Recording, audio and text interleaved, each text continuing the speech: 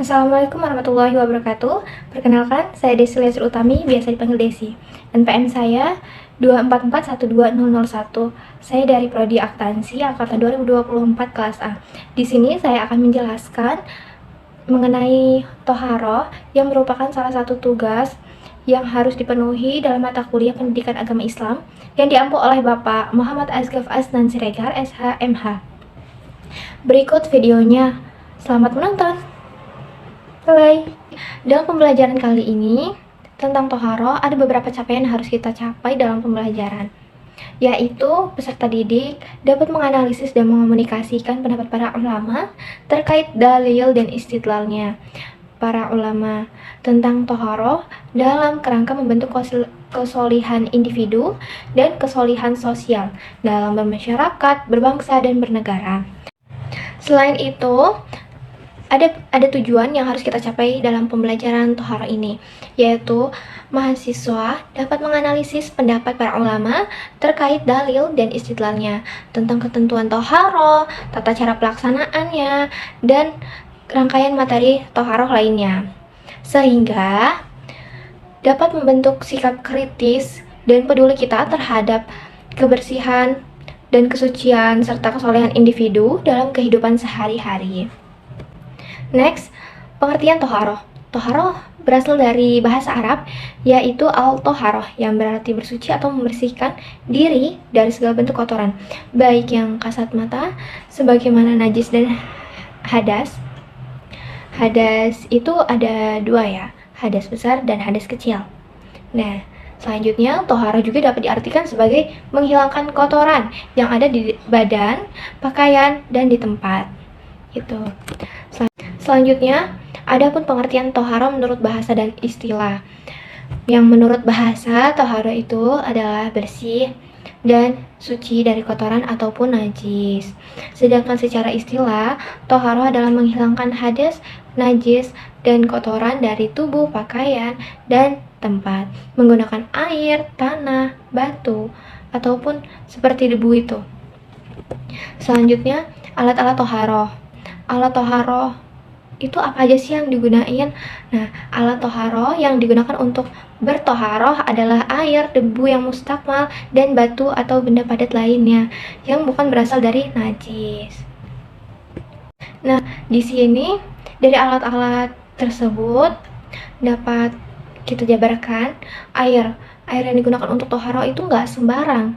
Nah, di sini air yang bisa digunakan ya untuk toharoh yaitu air yang mutlak, yaitu air yang belum tercampuri oleh najis.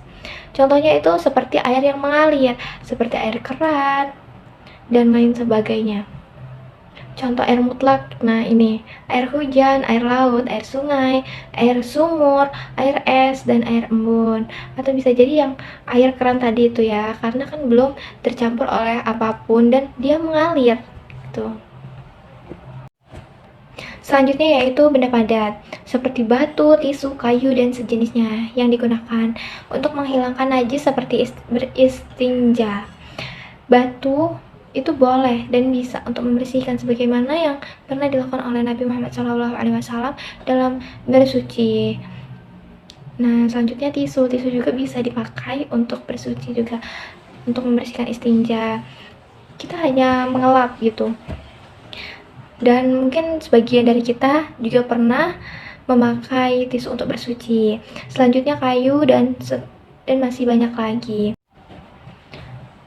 Dan debu yang mustakmal. Apa sih itu?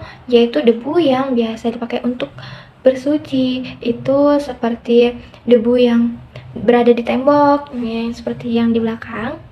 Itu bisa dipakai juga dengan mengusapkan dengan begini gitu, atau seperti butiran-butiran pasir yang memang sudah bersih dan tidak terkena oleh kotoran hewan gitu, jadi sudah bersih, tidak tercampur oleh kotoran atau najis apapun gitu.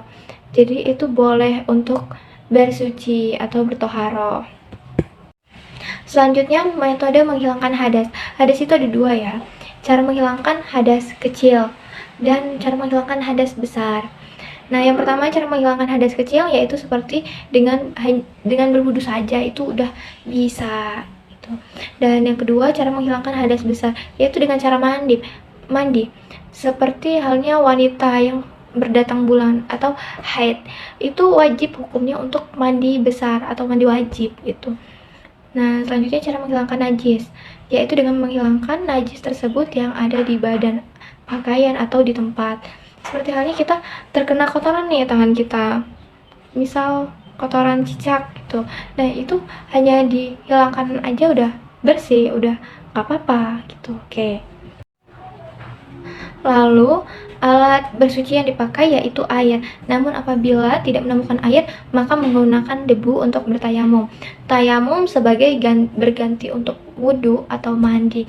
Jadi di sini tayamum itu adalah opsi kedua setelah air. Apabila sedang kemarau atau memang sedang tidak ada air, boleh memakai debu untuk bertayamum gitu. Jadi opsi keduanya setelah air. Next, larangan bagi orang yang berhadas kecil. Nah, larangannya apa aja sih? Yaitu tidak boleh sholat, tidak boleh tawaf, tidak boleh memegang atau membawa mushaf. Karena apa? Karena kita tuh sedang menghadap ke Allah. Masa kita dalam keadaan tidak suci dan asal-asalan aja untuk menghadap gitu. Jadi kita harus bersuci dulu. Misal, hadas kecil itu kita habis buang air kecil atau buang air besar, itu masa kita mau langsung sholat, tawaf, atau memegang Al-Quran misal, itu tidak boleh karena itu tidak sopan. Apalagi kita kan mau menghadap ke Allah, jadi kita harus bersifatnya suci gitu. Larangan bagi orang yang berhadas besar seperti junub. Nah, dalam konteks ini kita bahas junub dulu gitu. Apa aja sih larangannya? Yaitu tidak boleh sholat, tawaf, memegang atau membawa mushaf, membaca Al-Quran, mondar-mandir di masjid, berdiam diri di masjid. Nah, itu harus tidak boleh dilakukan ya. Apabila kita mau melakukan itu, kita harus bersuci dulu gitu. Nah, selanjutnya larangan bagi orang yang haid dan nifas. Apa aja sih? Yaitu tidak boleh sholat, puasa, tawaf, menyentuh atau membawa mushaf, membaca Al-Quran, berdiam diri di masjid, hubungan suami istri. Tuh. Selanjutnya hukum toharo. Hukum toharo sudah pasti wajib, khususnya bagi orang yang akan melaksanakan sholat. Bersih dari najis dan menghilangkannya merupakan suatu kewajiban bagi yang tahu akan hukum dan mampu melaksanakannya. Bisa dibaca dan dilihat. Apalagi kita mau sholat, itu sebelum sholat kita diharuskan untuk berwudu. Apabila tidak berwudu maka kita tidak sah sholatnya, begitu ya. Jadi toharo itu wajib hukumnya, bisa dipahami. Selanjutnya sebagaimana telah disampaikan oleh Allah Subhanahu wa taala dalam Quran surat Al-Maidah ayat 6 yang berbunyi, A'udzu billahi minasyaitonir rajim. Bismillahirrahmanirrahim. Ya ayyuhalladzina amanu idza kuntum ilas sholati faghsilu wujuhakum wa aydiyakum ilal marafiqi wamsahu biru'usikum wa arjulakum ilal ka'bain wa in kuntum junuban fattahharu. Sadaqallahul adzim. Yang artinya, wahai orang-orang yang beriman, apabila kamu hendak melaksanakan sholat, maka basuhlah wajahmu dan tanganmu sampai ke siku, dan sapulah kepalamu dan basuh kedua kakimu sampai kedua mata kaki. Jika kamu junub, maka mandilah. Quran surat Al-Maidah ayat 6. Selanjutnya, metode menghilangkan najis. Najis terbagi menjadi 3, yaitu najis mughalladhah, najis mukhaffafa, dan najis mutawasito. Nah, kita bahas yang pertama yaitu najis mughalladhah, yaitu najis berat seperti air liur anjing, daging babi, dan darah anjing. Cara mensucikannya yaitu dengan cara membasuh najis tersebut dengan air sebanyak 7 kali dan salah satunya dengan tanah. Jadi di sini apabila kita tidak ada air untuk membasuh najis tersebut, maka boleh menggunakan tanah yang suci dan bersih gitu. Nah, selanjutnya najis mukhaffafa atau najis sedang seperti kotoran manusia, darah manusia, dan najis hewan selain anjing dan babi. Cara mensucikannya yaitu dengan cara mencuci dengan air hingga bersih. Dan untuk najis ini tuh hanya dibasuh dan dibersihkan oleh air aja, jadi nggak perlu tata cara khusus untuk membersihkan najis tersebut gitu. Selanjutnya yaitu najis mutawasito atau najis ringan seperti urin bayi yang belum makan selain ASI. Cara bersucinya yaitu dengan cara mengalirkan air pada najis tersebut hingga najisnya hilang dan juga sifat-sifatnya seperti bau itu hilang. Jadi hanya misal terkena tangan, nah itu dibersihin dengan air aja sampai tidak ada baunya, itu sudah bisa dan sudah dikatakan udah suci gitu. Nah selanjutnya yaitu hikmah toharo.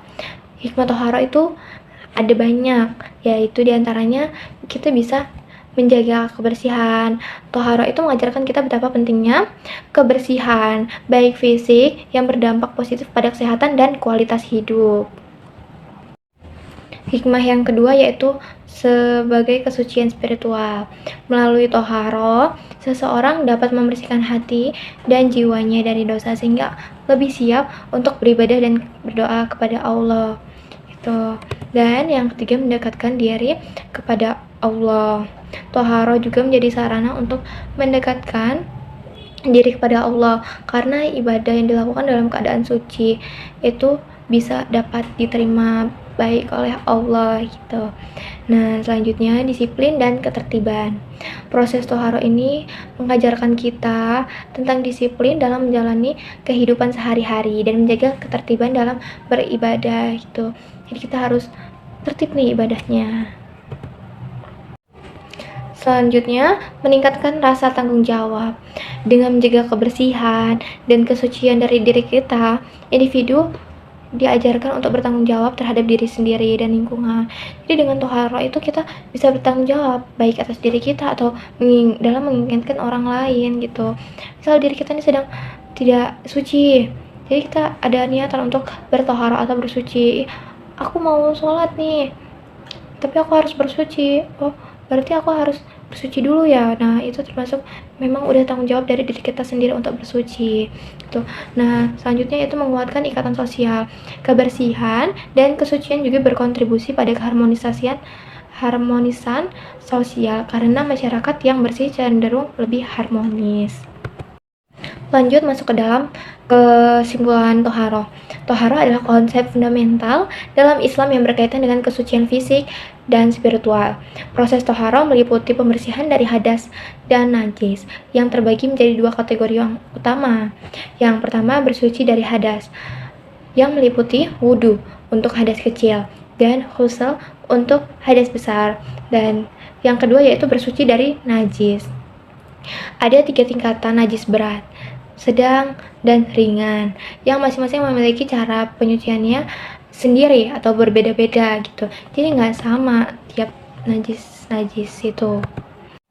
Lalu saran penting untuk memahami toharo sebagai simbol kesucian dalam Islam yang meliputi pembersihan dari hadas dan najis.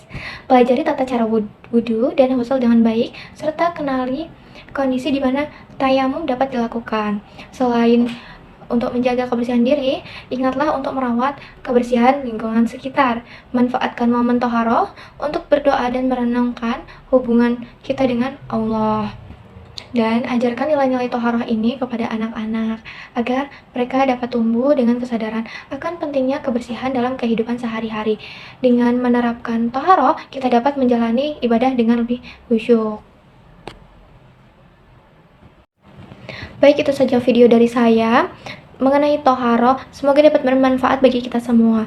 Dan mohon maaf apabila ada kesalahan dalam pengucapan atau penyebutan nama atau penjelasan lainnya dan perbuatan yang mungkin tidak saya sengaja, mohon dimaafkan. Dan selamat menikmati videonya dan terima kasih telah menonton. Sampai jumpa di video selanjutnya. Wassalamualaikum warahmatullahi wabarakatuh. Bye bye.